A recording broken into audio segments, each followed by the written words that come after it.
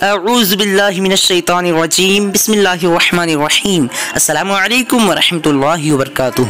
नाज़रीन, मैं हूँ अताए ख्वाजा और आप लोग देख रहे हैं अताए ख्वाजा प्रोडक्शन यूट्यूब चैनल। नाज़रीन, अगर आप लोगों ने अभी तक हमारे चैनल को सब्सक्राइब नहीं किए हैं तो सब्सक्राइब कर लीजिए, साथ ही बेल आइकॉन को दबा दीजिए। चलिए आज की इस वीडियो को शुरू करते हैं। आज की इस वीडियो का नाम है रमज़ान। आज मैं इस वीडियो में आप लोगों को बताने वाला हूँ रमज़ान नाम का मायना क्या है। चलिए जान लेते हैं। रमज़ान नाम का मायना जानने से पहले आप लोगों से एक रिक्वेस्ट है कि आप लोग इस वीडियो को लाइक कीजिए। आज की इस वीडियो में 500 से ज़्यादा लाइक का टारगेट रखा गया है।